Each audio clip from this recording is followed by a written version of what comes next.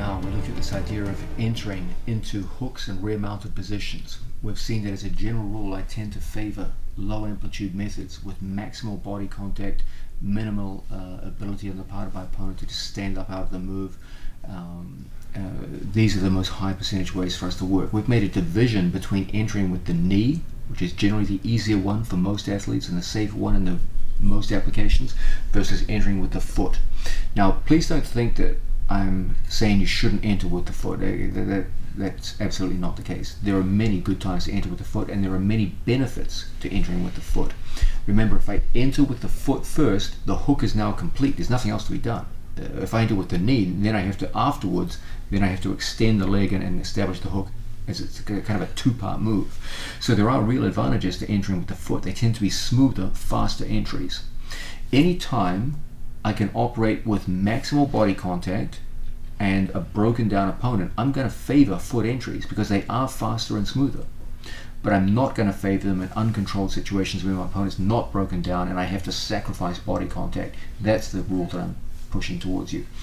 Now, let's look at a tight waist breakdown that creates an exceptionally good opportunity for a foot-based entry, and this is an excellent way for you guys to begin training your body to enter with the foot first under the right kinds of conditions. We're going to start off turtle position, and we're going to show the same kind of tight waist breakdown that we've been looking at all day. The key elements to the tight waist breakdown are first the establishment of the tight waist itself. We go in, and the primary focus is on my elbow or my wrist at the hip. Doesn't matter whether I use wrist or elbow. I'm demonstrating out of an elbow, but from here it's the elbow that does the work. Now I transition my body across his, and my left knee goes from his left hip to his right hip, and as a result I'm able to pull him over. I get to a certain point where I can feel his balance is broken. I withdraw my knee and I break him down to a hip just like so. Okay, now everything we've done so far has been off this, the seat belt. We're going to keep a strong chest to back contact on my training partner, but I'm not going to lock a seat belt. Okay, instead I'm going to focus on taking my elbow and gluing it to my training partner's hip.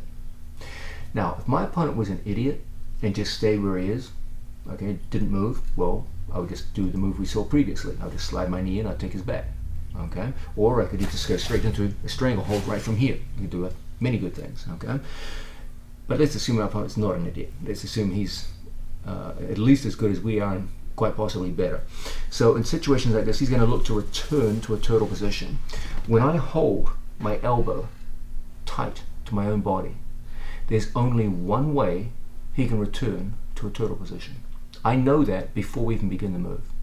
He's going to have to scissor his legs. If he just tries to flip up to his turtle position, my elbow will prevent him. The only mechanical way he can do it is to scissor his legs. That's the only method strong enough to get up against my elbow. Go back. Again, if he just tries to just turn naively up, my elbow will stop him in his tracks. Okay, you can't see this on camera because my elbow's not moving, but I'm pulling my elbow back hard into his hips. Okay, so he goes to get up, go. It's not going to do it. The only way he can do it, it's mechanically efficient, is to scissor his legs. Now he gets up, scissors, yep, now he can do it. Okay, and he got up. Okay, so the resistance of my elbow pull means there's only one way he can get back up to his base. No other method mechanically will do it. Okay, there's other things he can do. He can hit a sit out from wrestling. There's other things he can do, but for now, returning to turtle position, he's got to scissor his legs, and that's exactly what you want to take advantage of. So, from a situation where we start off behind our training partner, we start off with that tight waist, and we break him down. I see him trying to scissor and come back up. Okay. From here, my leg comes forward and my foot enters. My whole shin is along the mat. That way I keep my body contact with him. So as he returns to a turtle position, my hook goes in. Now I've established my right hook and I'm in the perfect position to take diagonal control so that when we fall, we've got our first hook established and we can start going into the second hook. I'm going to demonstrate that now on the other side so you can see, face the other way, what was going on there. So from a turtle situation, we start off behind our training partner, we go in, we use the tight waist breakdown. I glue my elbow in tight. If he's an idiot and stays right where he is, we'll just go straight into the moves we saw previously. Okay? Now from here he goes to get up, I glue the elbow in. Okay? As he goes to work, going up, look on my foot, just go straight in. and we've established that first hook. Now, as good as one hook is, it's only one side of his body that's controlled. I need both sides. The fastest way is always diagonal control. We lock it in, and now we're in the perfect position. Wherever we go, it doesn't matter, to break our opponent down and end up in a fine attacking position. Let's have a look at that again. We start off, tight waist breakdown, in tight. We go in behind our training partner, we break him down to a hip. I use that elbow pressure. If he decides to get it naively, he'll never do it. So he's got to scissor the legs. The action of scissoring the legs creates the space I need to slide my hook in. Okay? As a result, I can go in and score that diagonal control. It means that no matter which direction he goes, you'll always be stuck behind your opponent, ready to attack in the fashions that we favor. This method of using a foot entry is probably the single best way to train your mind and your body to efficiently enter in a way which is highly effective and very safe. You'll see that one of the key notes is that at no point did I start picking legs up and throwing hooks in. That's always a disaster, okay? Rather, we used a knee along the floor and we slid the whole length of the shin in as a hook, okay? So turtle position, facing this way. What we don't want to see with foot entries is this kind of thing. Picking a leg up and stepping in, okay? Or even worse, picking a leg up and stepping a leg in. It's just a disaster. So from situations where I break someone down, when he goes to get up, look how from here the whole leg slides in. And as a result, we're in perfect position now to score the far wrist, break our training partner down, and from here we've got the perfect attacking position ready to go. This means of working our foot in is it's not only beautiful to look at, but it's incredibly efficient mechanically, and it's a hallmark of good athletes attacking the back. They can effortlessly play between knee entries and foot entries. They know when to use which and what are the conditions for success or failure with each. We're looking at the idea of establishing hooks, working our way into the rear mounted position, typically against a turtle situation, but we'll be looking at others fairly shortly.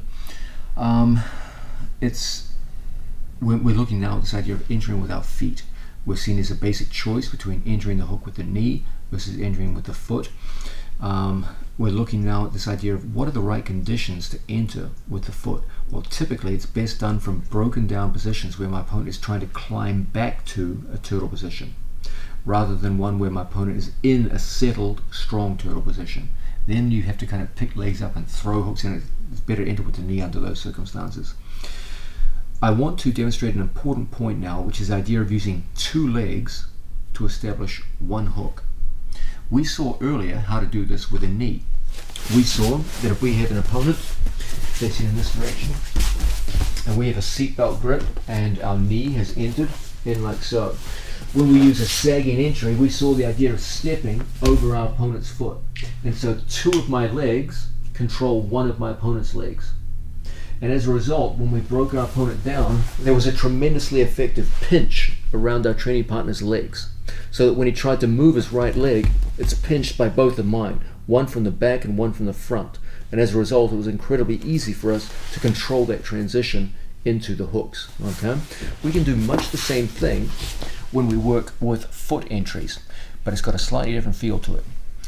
What we're going to do is we're going to use one of our legs to pin our opponent's leg at the hamstring muscle, and this will radically slow your opponent's leg down and greatly facilitate the foot entry of your other leg. This can be done in many ways. Whenever I see someone who's truly a master of entering into the back, I'm always struck by the beauty and effectiveness when they apply moves like this. It makes entering the back look so effortless, and it can do the same thing for you if you just know what you're doing. Let's look at a situation where I've broken my training partner down. We'll demonstrate out of a tight waist situation just as we've been using, and we break our training partner down. As I see him go to recover position, we know that we use the elbow to slow him down. Anything that slows down his movement is money in the bank. It's good. Okay? As he comes up, look how I take my left knee and shin and I sit on the back of his knee and hamstring. So that if my training partner tried to bring his knee to his elbow, it's blocked by my body weight. If my leg wasn't there, he could bring the knee forward, close the space, and now it's very hard for me to get the foot in. Moreover, he can move much more athletically. There's nothing holding him back. Okay, go back. So from the breakdown position, one of my favorite tactics here is to keep my left knee low.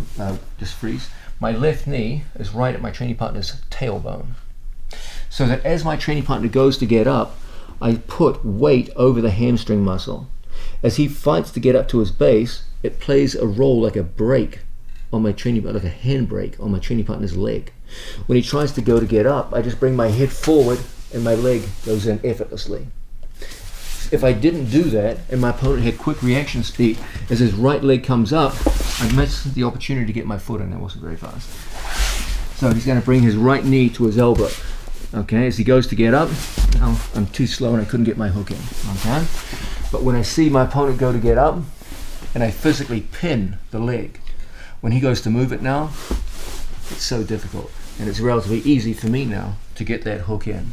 Okay, whenever I have an opportunity to chase an opponent who's recovering from a breakdown of any kind in any scramble situation, whenever I have an opportunity to pin his leg with my shin to facilitate the entry of my foot hook, I'll take it. Let's look at another example. Common method of guard passing, leg dragging. Okay, knees up. From any given leg drag type situation where I move on my training partner and we come down and pin our training partner, a very common reaction is no one wants to turn into me, because that gives up a pin, okay, and I'll get passing points. So what so many of our opponents do is they turn to come up to turtle position. What am I doing?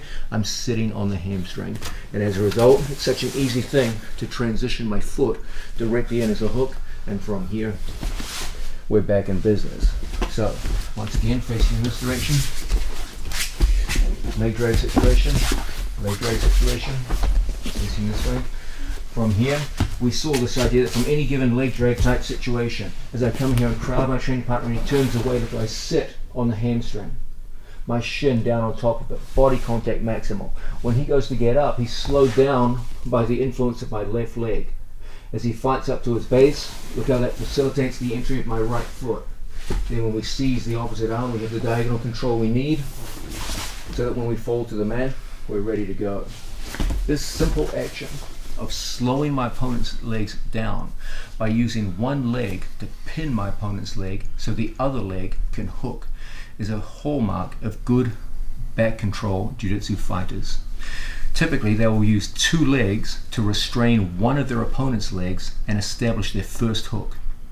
Most beginners in the sport do almost nothing to constrain their opponent's legs. They just throw hooks in. Now, at beginner level, that can work, okay, but it's not going to cut it at championship level. Don't be satisfied with what works at beginner level. Be satisfied with what works at championship level. Regardless of whatever skill level you are, that mindset will make you a better athlete. Let's go through this again. Total position. We'll demonstrate it now out of a simple breakdown. We've seen that off that initial breakdown, when I work in here, my opponent goes to get up, look at my knee position, right on the tailbone. So that one of my legs is already, in this case it's my left leg, is controlling the movement of my opponent's right leg. As he goes to get up, it slows him down and greatly facilitates the entry of my right hook. So that when we fall over, we're in a winning position. Same situation, facing the head this way, leg drag situation. We move in on our training partner, and from any given leg drag type movement, if my opponent turns into me, he gives me the pin. So most competitive athletes don't want to give up pinning points, and so they start turning away. Look how my knee is in the tailbone, he goes to get up, and from here that greatly facilitates the passage of my foot in as a hook. Okay, these work so well because we have maximal body contact with our training partner. He's in a non-athletic position, trying to get up to an athletic position, and as a result, there's no danger of us throwing a hook in and him just standing up on us and throwing us off. This is the quintessential idea of how we can safely and effectively use foot entries into hooks. Okay, done in this way, foot entries are an incredibly valuable and useful part of your repertoire for establishing back position. Done poorly, where I just throw hooks in, it's a disaster waiting to happen. Okay. That's why, as a general rule for beginners in the sport, I generally counsel knee entries. Knee entries, let's face the other way, this way. Knee entries generally make it an easier task for me to use two of my legs to control one of my opponent's legs. So two legs establish one hook. Okay. As a general rule, it's relatively simple for me to use two legs to pinch around my training partner's legs like so. And from here, we hook in. Now, two of my legs, left and right, are controlling one of my opponent's legs, his right leg, in a way which means that as I pull him down, he's caught, one of his legs is caught between two of mine. So I'm using the 2-on-1 principle on my opponent's legs. Two of my legs establish one hook, just like so. Okay, that's always something that elite athletes want to use when they go to establish their back position. Typically, tyros and beginners in the sport tend to just throw a hook in, rather than using 2-on-1 control. When it's time to enter with the feet, we use the same principle, slightly different operation. But the idea is the same. Two of my legs to establish one hook. We've seen this idea off an initial breakdown, like so. As my opponent goes to get up, look how my knee is on top of his. Okay? So my left leg is involved in the establishment as he goes to work. Okay. Pinch. The left leg is involved in the establishment of the right hook.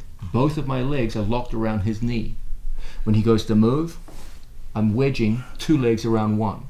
And as a result, the transition to a hook is extraordinarily easy.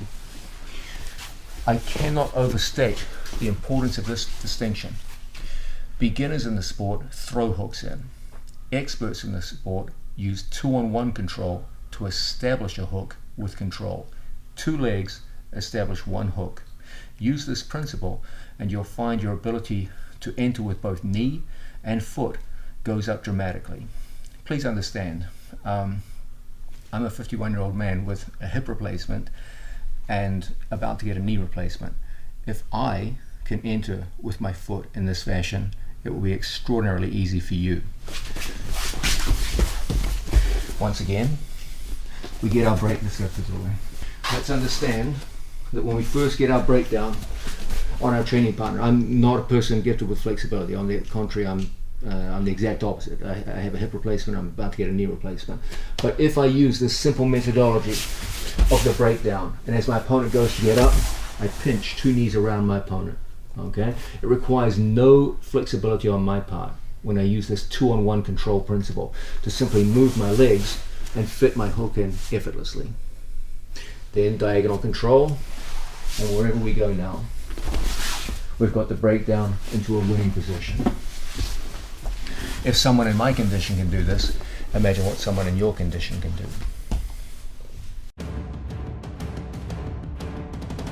Okay, we're looking at the idea of entering into our training partner's back.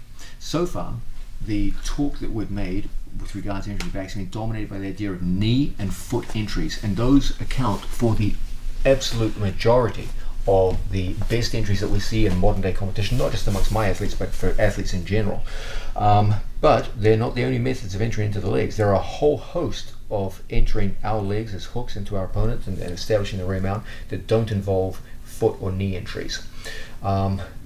Probably the broadest category of alternatives are rolling entries, and there are different ways we can roll our opponent, establish hooks that don't involve entering with a knee or a foot first. Okay, the first rolling entry we're going to look at is probably the simplest and probably the most commonly seen. It's usually done out of a seatbelt situation. We'll just move further back away from the camera, and we'll turn to an angle like so. Okay, the idea behind a rolling entry is that we're going to do some of the things that I cautioned you against doing, which is to generate high amplitude and movement. Okay, as a general rule, in top level competition, typically it's safer to use low amplitude movements to enter into the hooks. Okay, there's less that can go wrong because there's less momentum of the two bodies, there's less danger of slippage and the two athletes breaking apart, etc., etc. But you know, let's not kid ourselves. They can definitely work. Done in the right way, they can definitely work. Here's what I believe is probably the most high percentage, the most commonly used method of using a rolling entry, where instead of using my knee and feet to enter, I use the momentum of a roll to create hook opportunity and get to my opponent's back. As I said, we'll start out of a seatbelt grip. from a situation where we have a strong seatbelt on my training partner, I'm going to use my seatbelt in a significantly different fashion. Remember, the seatbelt is one grip, but it can be used in many different ways. Very important, okay? I can use a seatbelt to pull people. I can use a seatbelt to push people. And I can use a seatbelt to put weight over the head and roll people. And that's what we're going to look at now. From a situation where I have a seatbelt on my training partner, instead of having my chest and back away from my opponent, my chest and head away from my opponent, I'm going to take my shoulder and I'm going to roll my shoulder over the top of my training partner's head. So as my opponent's in a tight, compacted turtle position, this is the perfect time to hit this kind of move. We take our shoulder, we raise the shoulder, and we put our shoulder over our training partner's head. Then I put my own head down on the floor and my knees come up off the mat. Now in one motion I take my leg off the floor, in this case it's my left leg, the rear leg, and I simply turn my body through and roll my opponent like so. Because there was momentum behind the roll, my opponent's knees separated from the chest. And as a result, I can quickly throw my foot across my training partner's body and go into post rear mounts, body triangles, etc., etc. And from here, we're in a perfect position to go on the attack. Let's have a look at this again. Make your body a little stronger. So, not from the start, but when we hit the move. From here, we go in on our training partner and lock up. We get that seatbelt in place. As the seatbelt locks, I like to do a trick with this particular version of the seatbelt. I'll say this again because it's very, very important. Seatbelt is one grip, there's many different varieties of it. If we sit up, I can lock a seatbelt with my hands on the far side of my opponent, or I can lock a seatbelt on the near side. When I hit the move that we're about to look at, I typically like to take my far side arm and come through all the way so I lock on the near side of the neck instead of the traditional far side. Okay, so my opponent's down in a defensive position and lock up on the near side just like so. Now I move my body around to the side, I put my shoulder on top of his head. That's the crucial component. Look how I move my shoulder and the shoulder dominates the crown of the head. I put my own head on the floor. As my body turns, we now get a whiplash effect as my leg high legs over. It takes my opponent through and into a position where we can easily go on the attack from behind. The idea is to create sufficient momentum that my opponent's knees separate from the chest. Okay? If the roll is done in a convincing fashion, it'll often do that. So one more time. We start off behind our training partner, we go in, we get that initial seatbelt on our training partner, we move around to the side and we position our hands and our shoulder. Then the head comes through and I go into this high tripod position. From here we high leg and physically throw our training partner into a position where we can go on the attack. Now here we looked at a situation where the knees went away from the chest. You're going to deal with more and more disciplined opponents who know that knees away from the chest is an open invitation to hooks. And even when you use this method and put considerable momentum on them, they'll land with their knees in close to their body. Then we're going to have to make a transition to a crab ride and then establish the hooks.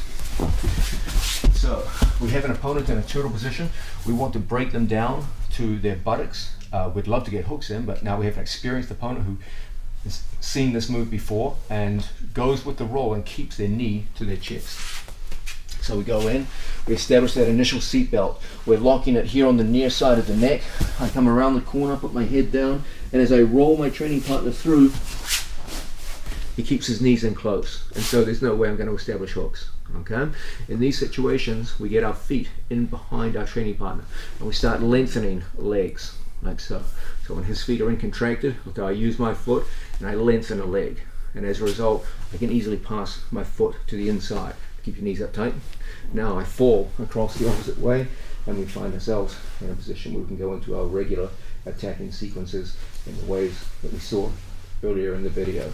So if we do roll our opponent through and his knees stay tight in a disciplined fashion to his chest, don't despair. You can just use a crab ride to place the hooks in after the fact. So once again, we move in on a training partner. We establish that initial seatbelt grip,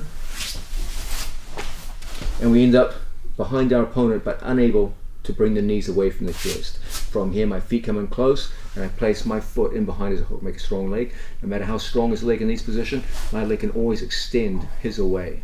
Okay, and as a result, we're in good position now to start throwing hooks across our training partner's body and go into our various forms of attack. Now, this is one form of roll which generates momentum and allows us to get hooks in. This was done from a seatbelt grip. Let's look at a very different way of rolling now, done not from a seatbelt, just sitting up, but rather from double underhooks with either a body lock or even open hands. Okay, the grip should be high underneath my training partner's chest. Okay, and this will create conditions where we can do a roll not out to one of my opponent's sides, but a roll directly lined up with my training partner. This will confer tremendous momentum, which throws my opponent through and offers great opportunities to go into various forms of back attack, whether it be with hooks in or a cross-body ride or any other form of the attacking methods we've looked at.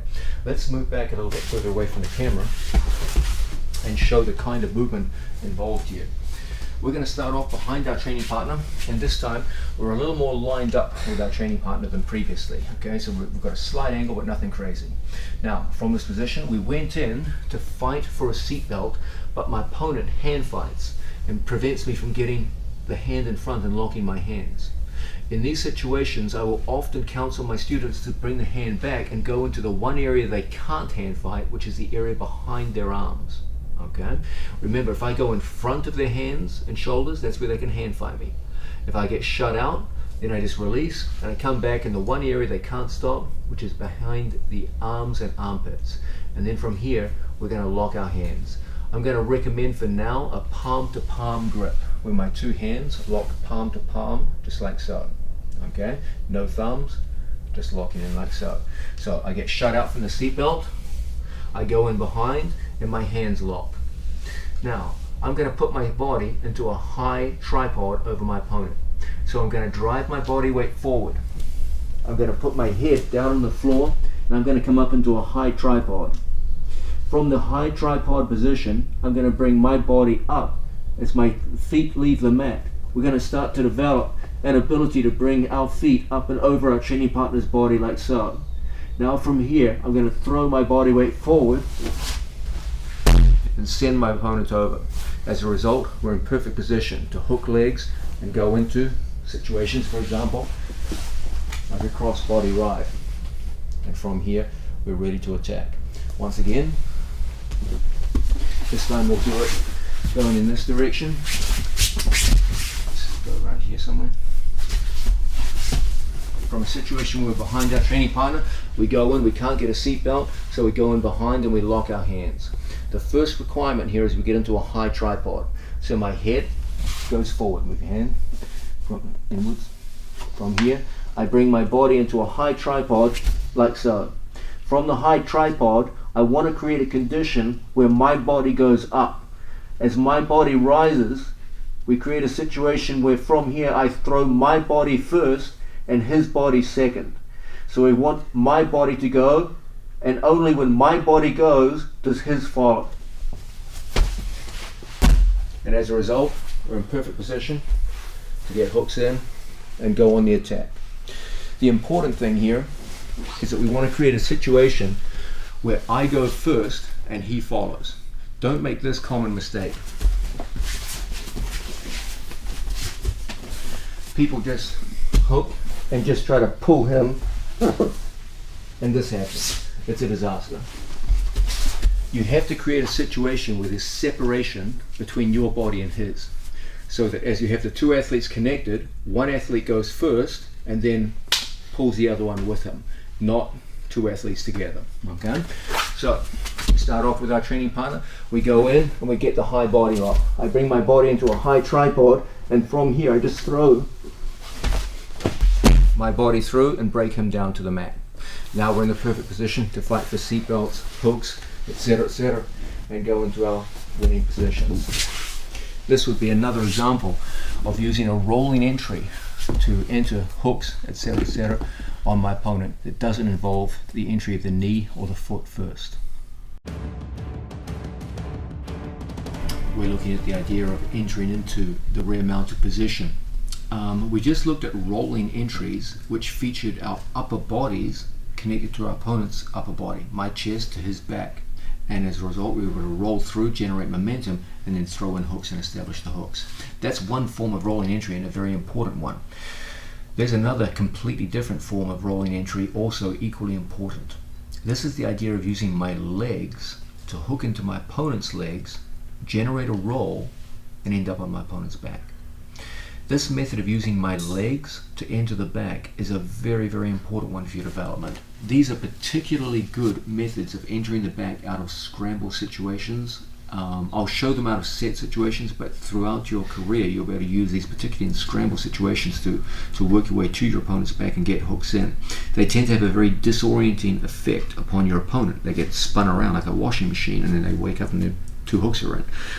Very, very effective and very useful in a wide variety of contexts. Let's look at the first one out of a bottom side control position, top side control position, to down side control. From here, let's talk about the idea of a reverse underhook, because that's going to be the precursor to what we need to get this move to work. Normally when we talk about an underhook, it's my left arm underneath my opponent's right arm.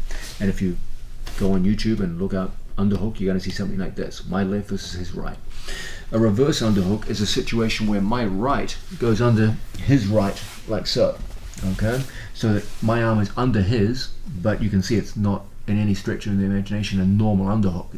It's completely reversed. Okay, now the function of a reverse underhook is not to control the upper body; it's to expose the back of my opponent's hips and lower back, and as a result, we're going to be able to get rolling entries. What I want to do is create a situation where I take my opponent's legs from a symmetrical square position, and I want to create a top leg and a bottom leg. Okay, that means I'm going to have to move his legs in a certain kind of way. Now, the only thing I've really got to move his legs at this point is my hand. And let's be honest, your hand is never going to be as strong as your opponent's legs. So I'm going to use my hand to just smack his legs over and pass it to my own leg. I don't want situations where my hands are fighting the strength of his legs. If I'm going to fight the strength of his legs, I'm going to do it with my own legs.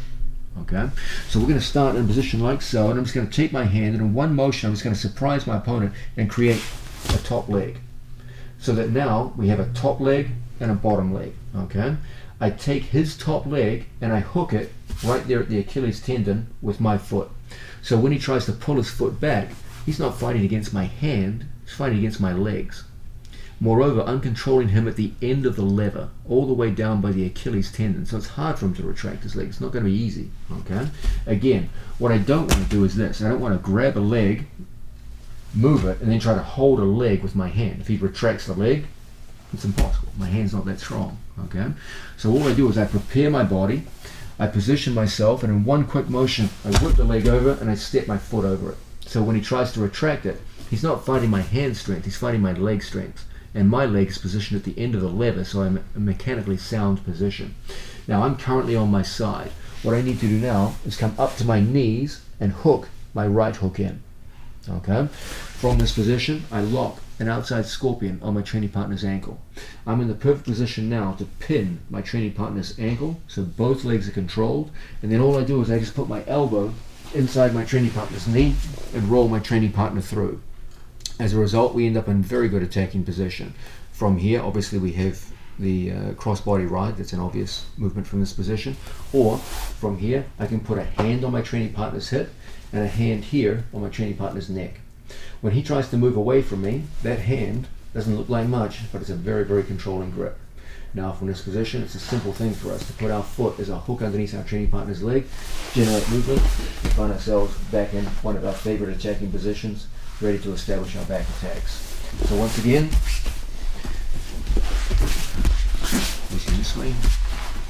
we start off by establishing the one prerequisite we need. That's the reverse underhook. If we don't have that, none of the other stuff's going to work.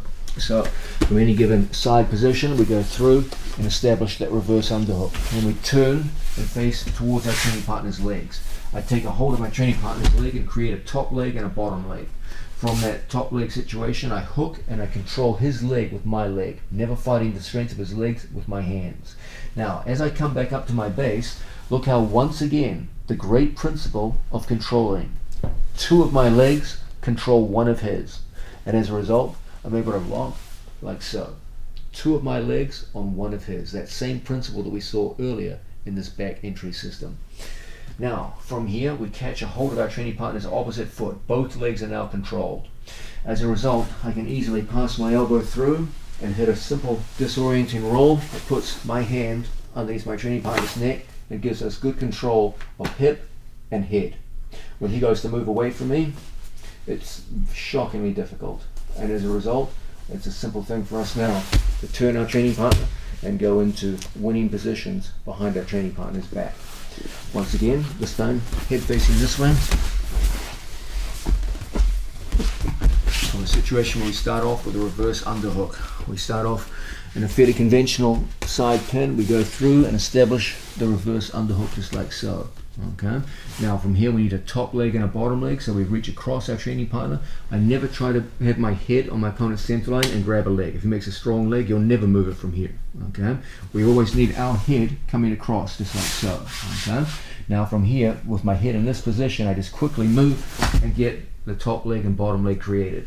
I step over the top of my training partner's foot. As I return to my knees, my hook goes in so that I have a pinching effect around my training partner's leg.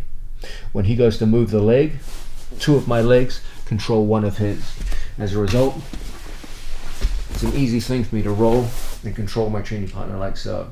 When he goes to move around from here, it's an excellent control of hips and head. From here, simple thing, to move our opponent and go into a winning position. So that would be one classic example of rolling into the back position. Let's look now at variations on this theme. Let's look now from mounted position. As I find myself in the mounted position, probably the single most common escape to the mounted position is the good time and tested elbow escape. The most commonly seen variations of the elbow escape involve my opponent turning onto his side and trapping my foot. Once he traps my foot, he pushes out and traps my knee, then he moves in the other direction, brings the second knee through, and puts me back in some form of guard. Okay, it's a move that I'm sure all of you are very familiar with. It's probably one of the first moves you get taught in the sport of jiu-jitsu and one you'll use almost every day you're training. It goes in a very predictable sequence. It starts with a foot, goes to a knee, and then goes to the other side of the body. What we do is we surrender our foot to our opponent. So we're mounted on our training partner, and from here I see him turning into an elbow escape. I willingly give him the foot. Okay. As he takes the foot, I take my knee and I move back and center my body over my training partner's hips. I take my arm and punch through as a reverse underhook. Now I face back towards my training partner and I physically lift his foot out so that he no longer has the figure of four. I catch the second foot, elbow goes inside, and once again we catch hip and head and find ourselves in the perfect position to go on the attack and establish our favorite back position attacks. Facing the other direction, we're here working with our training partner. I deliberately offer my foot to my opponent. How do I do that? Go back. I physically take my foot off the floor. So it's like a bait. It's so easy for my opponent to hit that elbow escape now. Now from this position, I reposition my hands and I backstep so that I'm centered directly over my training partner's hips. Regardless of how my opponent is pushing on me, that's going to make it easy for me to punch through to a reverse underhook. Now, I like in these circumstances to uncross the feet. It's not essential that you do that, but I like to do it. I uncross my training partner's feet and catch the second foot. My elbow goes behind my training partner's knee, and as a result, we easily pass our opponent over and capture head and hip and go into potentially winning position. Okay, so that would be a good example of using it from a mounted position. Now let's look at one of the most common positions in the sport of jiu-jitsu, half guard top. From a half guard top scenario, let's face in this direction.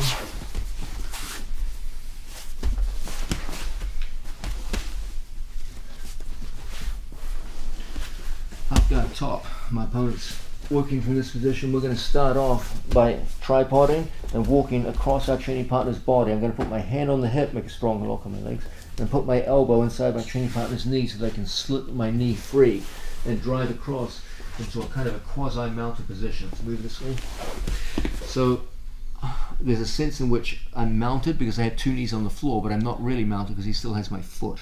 Okay, from this kind of quasi-mounted situation, it's not a difficult thing for us to hit that same back step that we just saw. I bring my leg back on through, I punch through to a reverse underhook. My general preference here is to unhook my opponent's feet, but if that should prove difficult to do, then I'll simply hook my opponent's opposite foot and hit that same roll through that we've been looking at. From here, head and hips, and we're in a good attacking position. Once again, from half guard top,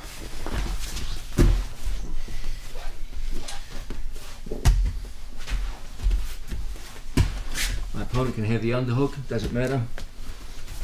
He locks high on my legs. I'm going to put my hand on the hip and my elbow inside his knee. Okay, as he holds on tight, I'm just going to push with my elbow and turn my knee so that I can drive my knee to the floor. And we end up in this interesting position. Okay, there's a sense in which you are mounted because you do have two knees on the floor, but there's an obvious sense in which you're not mounted because he still has your foot. This kind of quasi-mounted position. We sit back over our training partner's hips. If he's pushing on my hips, I just go through underneath my opponent. If not, I just put my hand into a reverse underhook situation. From here, I grab hold of my training partner's opposite foot, and from here, a simple roll will take us through. Look how that rolling action exposes my training partner's back, hips, and head. Now from here, we go on through and into our favorite attacking positions. These rolling entrances, which are possible in so many different scenarios in which we find ourselves in the sport of jiu-jitsu, are a fantastic way of supplementing your ability, especially out of scramble situations as you gain in skill, to take your opponent's back, establish your hooks, and get into the winning positions to utilize the systems that we saw earlier in the series. We're looking at the idea of establishing our hooks on an opponent and breaking them down into situations where we can go into the various forms of submission attacks that we saw earlier in this instructional video.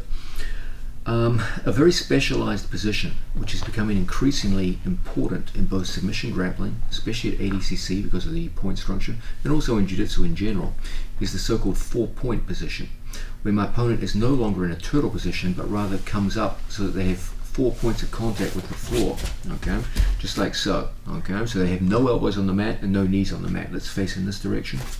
So this would be a good example of a 4-point position. This radically changes how I go to stay on my opponent's back. You can see what the fundamental problem here is. My opponent's back slopes down to the floor, and this creates a lot of problems for traditional methods of imposing control on my opponent and taking the back. So for example, a seat belt, which is such a successful way of controlling our opponent with upper body grips when their knees and elbows are on the floor, is a disaster against the 4-point position. When I try to lock a seat belt, my opponent just has to walk backwards, and there's a problem here of slippage where you just fall off your opponent. All they have to do is shrug their head and the seat belt just slips off because of the angle of the back. Okay, so as I try to hold a seat belt here and they just walk backwards, you just inevitably slip off your opponent. Many skilled athletes in the bottom position know this, and they will use this against people who put them in a seat belt. They'll tripod up in this position, go to 4-point, and just shrug their opponents away. In addition, it's kind of not always clear how you're going to throw hooks in here and stabilize people. The problem is that traditional approaches to the back are symmetrical. They line me up with my opponent's spine. So for example, if I had hooks in on my training partner in this position, a traditional method of going square on to my opponent in this position, if he starts walking backwards on me here, the symmetrical position in my body means it continues walking backwards, I start losing hooks, and you see people lose the position and hit the scramble back and work their way out of there. So 4-point position presents real challenges for the traditional methods of controlling the back. Even things like the crucifix don't work well. Let's face towards the camera now. When I have my seatbelt grip in here, even if I'm behind my training partner's two arms, traditional methods of crucifix don't work well here. It's awkward for me to place my foot and hook. I have to use the rear leg. I have to use different versions of crucifixes to attack. So the problem here is that the 4-point position tends to be highly resistant to traditional methods of controlling the back and breaking people down to go into our attacks. We need to have better methods of working against this interesting position. So let's have a look at some of those. The one that I want to focus on the most with you is the idea of what we call an asymmetrical rear mounted position. Okay, let's take a standing position. From a standing position where I knock my training partner down to a 4-point. Let's say, for example, I have a body lock, I put my leg in, bump my training partner down to 4-point position. Okay, the first thing I do here is I start off, as we so often do, with the idea of 2 legs pinching around one of my training partner's legs. Okay, I can't be naive and leave a leg out here for my opponent to roll into my legs and go into leg attacks. So I just keep a knee pinch just on like so. Now the first and most important thing, when we work with a 4-point position, we never go over under. Okay, traditionally, just standing up, traditionally we get taught in jiu-jitsu to go over under and lock in, like so, the seatbelt grip and variations of that. Okay, now that's fine when we're down on the mat. Against 4-point, we've seen that's a disaster. Okay, so when we work against 4-point, we always work with 2 arms behind my training partner's 2 arms to get around the problem of slippage. Okay, if I go over and he walks backwards, you slip right off. Okay, when I stay behind 2 arms, I'll stay to him. When he goes to move away, I'm stuck to his body. Okay, so that's our first insight. When we work against a 4-point position, we stay behind 2 arms and we don't go over under. Standing back up. So we've seen from the idea from a rear body lock on our training partner, we put our knee in and we bump our training partner down, we pinch around one of our training partner's legs. We stay behind the 2 arms, okay? Now I'm gonna throw the far hook in first, the thing that I told you not to do when we were down on the floor. Why is it safe for us to do that? Because the weight's over the hands. He's already up on his, in a 4-point position, so the question of him standing up is moot at this point. He's already stood up. Okay, all we got to do is keep weight on the hands. So from this position, I'm going to throw my far hook in, and we're going to take a very particular kind of rear mount, an asymmetrical rear mount. Okay, instead of being lined up with square hooks, we're going to throw our hook in on the far side. And we're going to place the hooks in so that they're asymmetrical, so that I have a left hook which faces out like so. The left hook is shallow, and the right hook is very deep. I knee deep with the right hook and ankle deep with the left hook, and as a result I can hang off my opponent's body with no hands. I put my arm in behind his arm and I bring my head down next to his head, so there's tremendous weight on his hands. Now I take my elbow to his wrist and I bring his 2 wrists together and I break him down to the floor, and as a result we're in a winning position. We're going to do the same move facing towards the camera. So let's move back a little. We start off in a standing rear body lock, standing position. We bump our training partner down to the mat. Okay. From here, we put 2 arms in behind our training partner's arms. Now, as my head goes forward, my far hook goes in as a shallow hook, and my near side hook goes in as a deep hook. 1 arm in here, 1 arm in behind. My head over his head. So when he goes to stand up, there's so much weight, it's impossible. Now I bring my elbow to his wrist. I can hang off my opponent's body to a degree where I can look at his face. Then you know you've got good control here. We hook and break him down. Okay, facing this way. So, standing over here, we start off the rear body lock and we bump our training partner down to the mat. Okay, 2 arms in behind, like so. Good control of our training partner's body. There's a big space here. Let's take advantage of that space. I take my foot, hook, and we've got a long hook and a short hook. As a result, with 2 arms in behind, I've got weight over his hands. Now, I slide down to the wrist with my elbow, and I physically pick his wrist up and move it towards his other wrist. And as a result, we get a perfect breakdown onto the floor and a winning position. I'm just going to show that one facing away from the camera so you get used to the idea of a long hook and a short hook. Remember, if I have symmetrical hooks as we would down on the floor, it's very easy for my opponent to simply slip out of the rear mounted position. So from a rear body lock, we've seen the idea of a trick that puts our opponent down to the mat. Okay, 2 arms in behind, the left foot goes in shallow and the right hook goes in deep, so that even with no hands I can hang off my training partner's body weight, and as a result I can easily put my head in a winning position to break him down to the floor and get control of my opponent.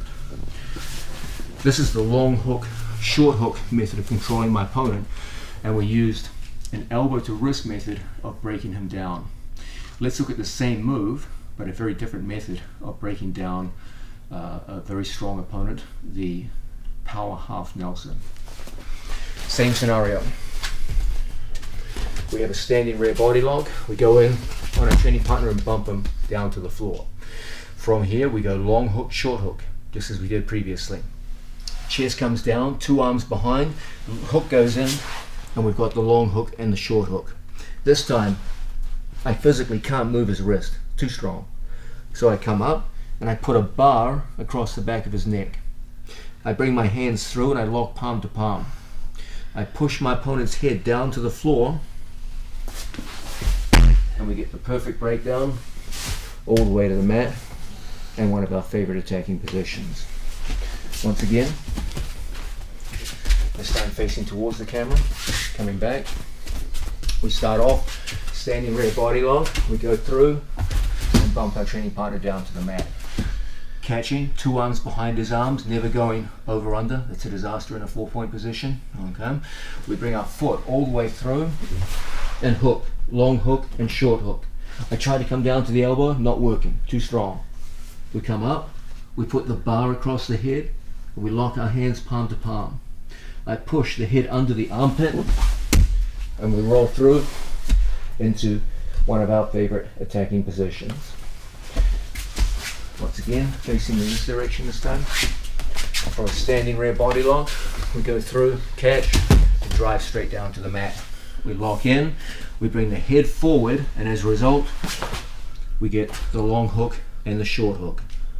Now, hand comes forward, bar comes over, hands lock, and we drive the head not straight forward, but underneath our training partner's armpit.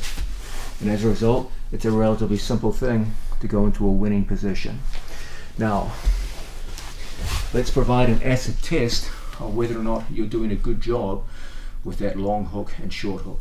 That's your ability to use your legs alone to hold your body weight without the use of your hands.